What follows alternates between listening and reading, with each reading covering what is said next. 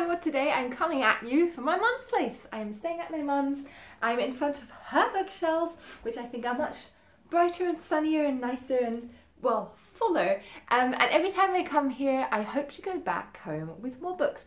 I've done this before. I've shared my mum's bookshelf haul with you previously, and I thought I'd just sort of, I don't know, take you along for the ride, talk about some of the books.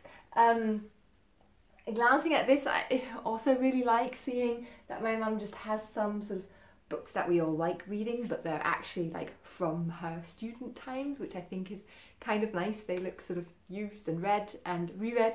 I have some Alessandro Barrico in German translation here, quite a few copies because I was super into him as a teenager, and sometimes I like using my mum for storage apparently. Yeah, so super fun. My mum, much like me, orders her books alphabetically depending on the surname of the author, which to me is intuitive. And then she also has, starts off with novels. Don't know why that was difficult. She has some Margaret Atwood, which I also like reading.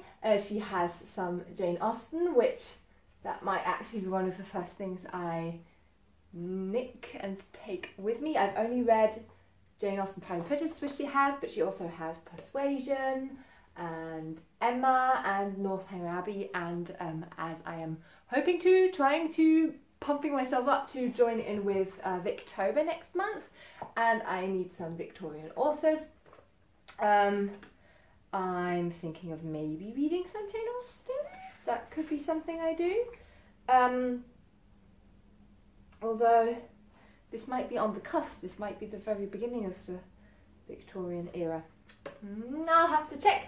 I am a stickler for rules, so I will only read something that is actually published in the right time bracket.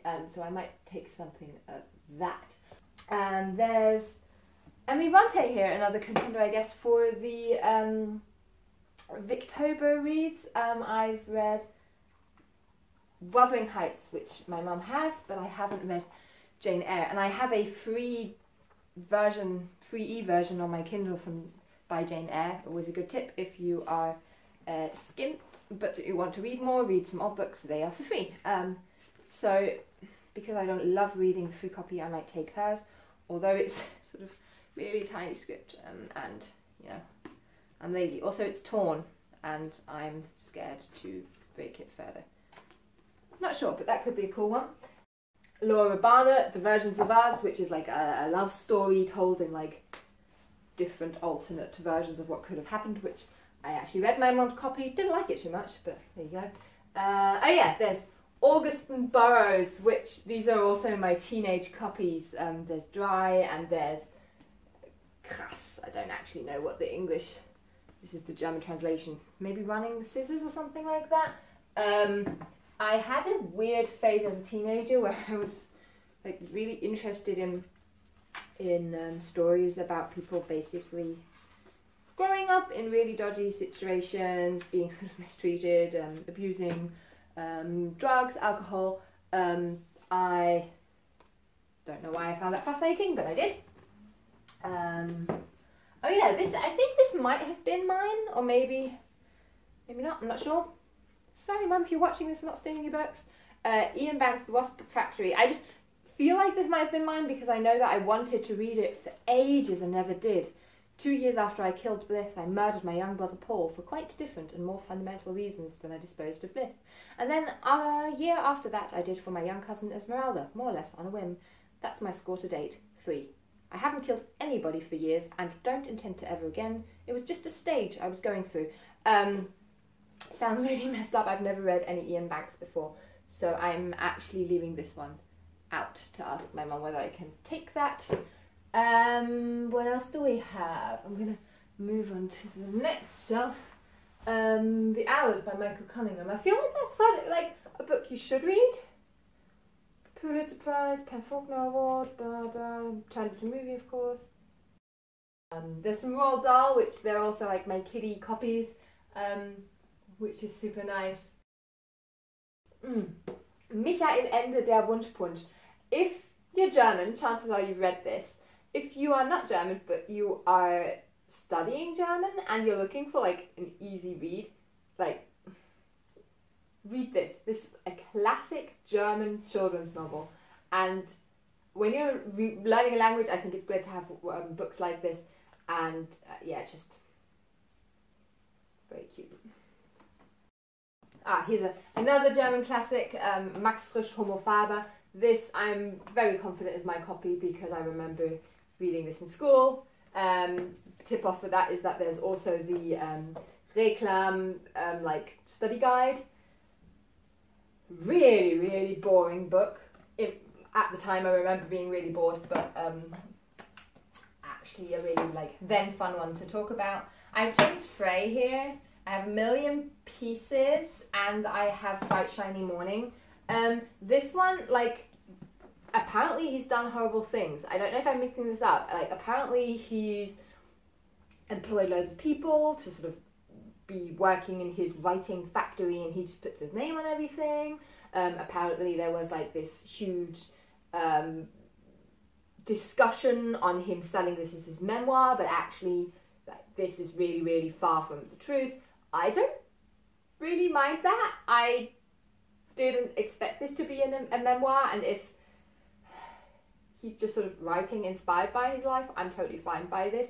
I remember reading this when I was like 15, 16, something like this, and I just thought it was an amazing page turner. I thought it was really cool, and because of that I also then picked up Bright Shiny Morning when this came out a bit later, I think, and this I remember being more sort of like different, like disjointed storylines being like told in parallel. Published 2008, yeah, and interestingly enough, on this first page he says nothing in this book should be considered accurate or reliable. So I guess he learned from his mistakes, his sort of false advertising. I don't know. I liked both of these books, so I'm not going to join people being really upset with him, but maybe there's more to it. My mum also read Fates and Furies, apparently, by Lauren Groff. Loved that book. Gone Girl. So such a good. Everyone's read this. I don't know. I've also read it. It's amazing. Oh, not a children's book, but like another tip if you're studying German. Gut gegen Nordwind by Daniel Glattauer. This is I always forget the word for the a story where people like write to each other. There's like emails in this, and it's the development of a relationship between a man and a woman who don't know each other and accidentally write emails to each other. Well, they continue then on purpose making emails to each other, but initially the contact is accidental. Serendipitous. So this is a good one if you're studying German because emails, typically easy language, so short little snippets, and a nice love story. Yeah, also another of these little Reklam booklets, but this one has been, oh wow, this is not mine, this is my mum's copy. She like obviously studied this in school or uni or something, and she's put loads of notes in and everything. You should read Faust. Like, if you're studying German and you're at a very advanced level, such a classic story. So good. There's some Nick Hornby, which, yeah, I do not get on with. Mark Haddon. This might have been mine, actually. Mark Haddon, A Spot of Bother, which is the book he brought out after the curious incident of the dead dog in the nighttime or something like that, which I read because I liked that book. And A Spot of Bother, it's like a family story about really annoying people who are all like in one family, so everyone's annoying and you just want them to just get over themselves, or, you know, don't spend time with each other. That's also fine. And then my mum, like, tucked away, I don't know if you can actually see this, has like lots of hardcover crime books that she obviously couldn't wait to read. Sophie's Welt is probably the book that the first book that I've not finished and started again and not finished the most in my whole life. Like, as a kid, as a teenager, first I was too young, then I was too impatient to read a whole book all about philosophy. It is aimed to children, and it's all about the development of philosophy, basically, over the years, over the centuries, I should say. And the idea is great, but I always, as a child, thought it was too dense. I think I lost interest, but I started listening to it on audiobook, and that was a better choice, and then I also got distracted. Apparently I'm not much better than my teenage self at staying focused. Worrying. I'm going to move you. Moved you around a little. We'll continue on, shall we? There's some Siri Hustvedt, The Summer Without Men, which my mum recommended and really liked. And she also has The Enchantment of Lily Dahl. So I might ask her if I can borrow this one, although the print goes in really, really tight to the pages. I am very picky on stuff like that, which I think is obnoxious of me, but you know. My mum has loads of John Irving, which I think I only ever read, maybe I started to Pray for Own Meaning, I'm not sure. Never got through it, maybe I was too young, maybe I should try John Irving. What should I read by John Irving? Like, anyone else? John Irving, is he great? I don't know. I'm going into my mum's second drawer. I feel like I'm snooping somewhere I shouldn't. She still has my copy of Dead Poets Society by N.H. Kleinbaum. I don't know if the book is the original or if the movie is the original. This is how much I remember from doing this in my English class in school.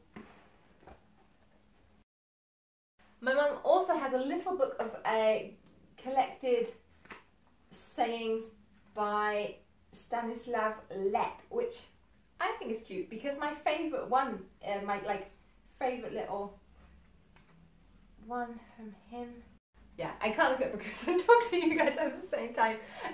Stanislav Lep has a little saying which goes something like, two parallel lines meet each other in the future and they believe in it. They believe they will, something like that. FayesParallelStories, of course, my YouTube channel name, was motivated by that. I love the thought of having parallel lives, different things that are important to you, different identities to make it sound a bit pretentious. And I like that thought that these things are separate but can also meet. Also, I think it speaks to being eternally hopeful, which all of these things I think are sappy, and I'm embarrassed to admit that that's what I'm about, but I think that's really beautiful. My dog just groaned when I said that, so she's not impressed. My mum also has loads of Ian McEwan, which makes me happy because I love Ian McEwan. She probably read him before me. Very definitely read him before me. I've not read Atonement though, which I reckon is one of his most famous books, and maybe I should. Maybe I should take this. I'll ask her. H is for Hawk, a book about a woman who I think works through the loss of her husband or father, not sure, by sort of rearing a hawk, which is not something I'm typically interested in, but it was really popular a few years ago and I thought it sounded good. Oh yeah, Death of her father. I'm going to ask my mum if I can take that. Nabokov Lolita, this is also my copy, I know, because the sticker on the back is the bookshop where I used to go when I lived as a student, and felt very fancy and advanced for finding this a great stock book when I read this when I was like 20. I wonder what I would think now, if I'd still like it. If I reread it. I don't tend to reread books. I always feel like the time I used to reread a book, I could also use to read a new book. Bad Monkeys by Matt Ruff. I read this also when I was like an old teenager. I haven't, again, this falls into the category of like spacey books about abuse of alcohol and drugs, I think. Also the cover is just like so wacky, but I really liked it at the time. Maybe for sort of memory's sake, I'll ask my mum whether I can take that. with me. Again, maybe I'll read this one. Funny. Some books I'm really just grabbing now because of other books I said. This is Emma Tennant Faustina. I reckon it's sort of like a gendered swap retelling of Faust, which I previously recommended by Goethe. Just endorsements and quotes on the back. Hate that. Tell me what the story is about. My mum has quite a bit of Virginia Woolf, which I might take. She even has 2 copies of Orlando. I haven't read anything. So I'll ask her about that. Maybe she can even recommend which one I should read. Some Meg Wolitzer, whom I tend to also like. Hilma Wolitzer, An Available Man. That's unfortunate. If you have a bit of an unusual surname, you share it with a better known author. Yeah, old, single, science teacher, widowed, loads of attention from other ladies. Kind of trope that I enjoy. Story Life of AJ Fickley. Please read that when you want to pick me up. That's so touching. We have now entered the sort of memoir biography section, I believe. There was one, I'm hoping she actually has. Yeah. Deborah Feltman, Unorthodox, about a woman and how she decides to leave this Orthodox Jewish community. I don't actually know whether they are classed as a sect or not, but my mum recommended this. She said the fascinating thing is that this group, to choose a non-judgmental word, gathers in the centre of New York. Usually you think of these sort of sects and cults, extreme communes living somewhere in the sticks. New York City is not somewhere in the sticks. And my mum said this was really interesting and good, and she brought out a second book which follows on after her leaving. Bit of a spoiler, you know that she does leave, otherwise I guess she wouldn't write this book. So I do want to ask my mum whether I can take that. But I think that might be it for the sort of fiction biography sections. I'm not huge into biographies, a little dark featuring, but I'm also going to show you just like the tiny little shelf. I have to see, it's like a dark little corner of books that my mum still has from me as a kid. So I have to see whether this works. I quite literally have to crawl underneath the desk. No hate for my mum tucking my books away. I understand, they're not hers. So,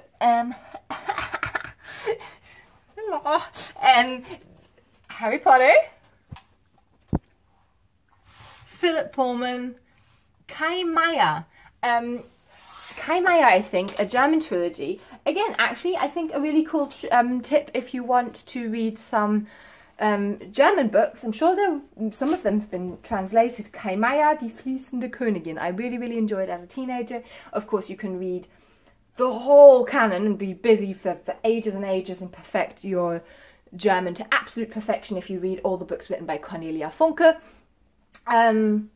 Those I also enjoyed. I'm going to pull out a stack of books. Oh, Kazuo Ishiguro Nocturne's first book I read by his. This is a collection of short stories. I'm going to totally pick out the best things in my book collection. If my mum lets me, I do actually want to have this again. Augustin Burroughs is another one of those that I really liked reading when I was... I know I already mentioned him. Yeah, another Augustin Burroughs one that I read as a teenager. Oh, My Stroke of Insight. Really good autobiographical account of a neuroscientist who has a stroke, and because of her professional knowledge is able to sort of dissect what she experiences herself much more than many others would be able to. So that's pretty fascinating. Some crime. What's the very last book? Liebesbriefe großer Männer. So this is the Carrie Bradshaw Sex and the City one that is referenced to in the movie. This is German translation. I don't actually know if this has different poems in them. Love stories of love letters by great men. Bit cheesy. There you go. I've always been cheesy, even as a teenager. So yeah, behind me you see the aftermath. My dog's tired, I have books scattered around that I'm going to all now collect and ask my mum whether I can take home with me. So nice that she does just have my old books. I do like seeing them. I always feel like my bookshelves aren't a great reflection of what I have read because I've moved a lot. I forced myself not to buy books for many years. So that's really fun. My mum has quite a lot more like travel books, travel guides, but I know I'm not going to take any of those with me anyway. Then she has quite a section on like foodie literature, which is also something that I only rarely like. I like it when it goes into the sort of more non-fiction direction, but I just know myself, that's going to just lie around and I'm not going to read it. And then my mum, because she is a woman after my heart, also has I think a whole shelf, so another one of these white shelves just with books that she's bought but has yet to read. So that makes me feel better about my silly collection of books that I also haven't read yet. Yeah, a little insight, I guess, into my, you know, family home life, and all the books that my mum has standing around. I hope you had a wonderful day, and I'll talk to you soon. Bye!